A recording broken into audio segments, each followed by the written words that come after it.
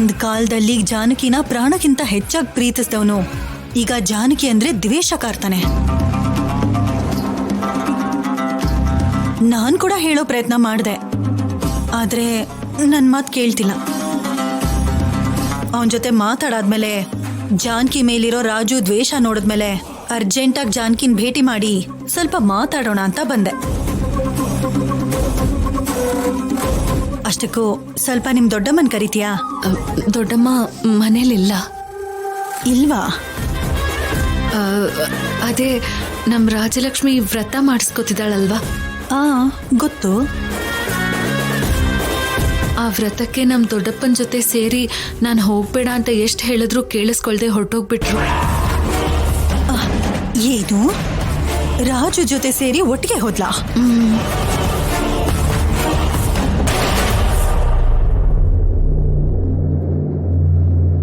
ಏನೇ ಆದ್ರೂ ಗಾಡಿ ಮೇಲೆ ನನ್ನನ್ನ ಕಷ್ಟವಾಗಿ ಕೂರಿಸ್ಕೊಂಡ್ರು ಹೂನ ಮಾತ್ರ ತುಂಬಾ ಇಷ್ಟವಾಗಿ ತೆಗೆಸ್ಕೊಟ್ರಿ. ಥ್ಯಾಂಕ್ಸ್.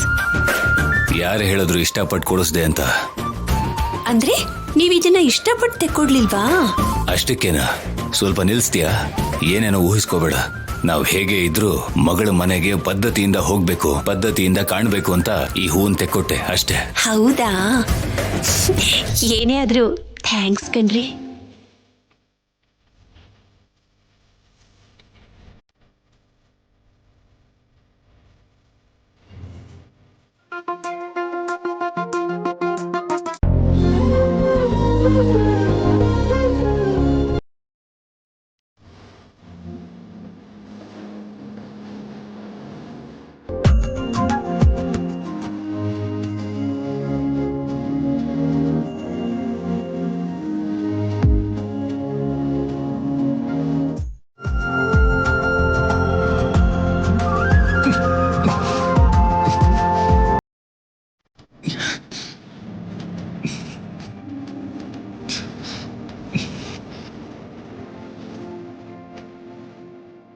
ಇದ್ಯಾಕೆ ಇದ್ದಕ್ಕಿದ್ದಾಗೆ ನಿಂತೋಯ್ತು ಗಾಡಿ? ಯಾರಿಗ್ ಗೊತ್ತು ಏನಾಯ್ತೋ ಈಗ. ಅಯ್ಯೋ ಹುಷಾರು.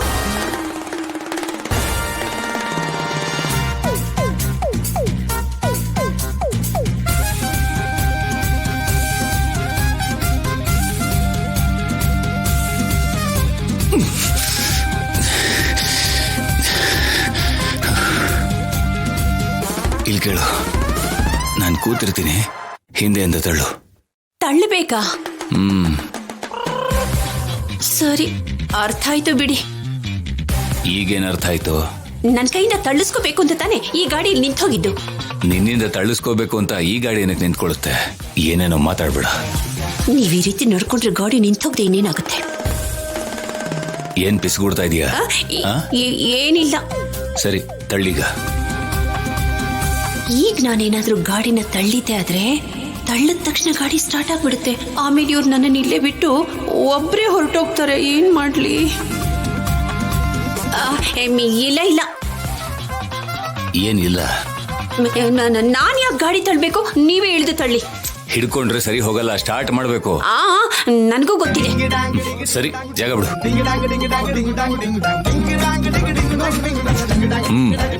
ತಗೋ.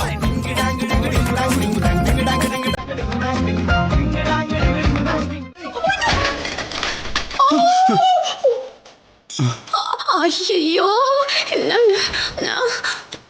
ಅಯ್ಯಯ್ಯೋ, ಬಂಗಾರದಂತ ಗಾಡಿ ನಾನೇ ಸ್ಟಾರ್ಟ್ ಮಾಡ್ತೀನಿ ಅಂದ್ಬಿಟ್ಟು ಈ ಕೆಸರು ಗದ್ದೆಗೆ ಬೀಳಿಸ್ಬಿಟ್ಟಿಲ್ಲ. ಈಗ ಹೇಗೆ ಹೋಗೋದು?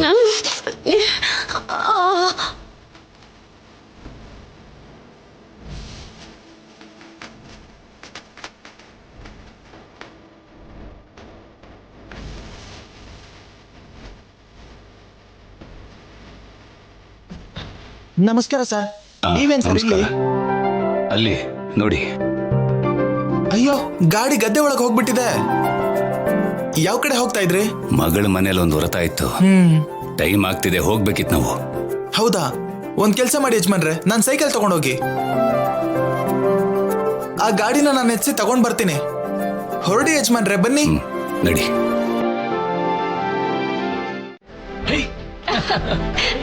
ಕಂಗ್ರಾಟ್ಸ್. ಹ್ಯಾಪಿನಾ?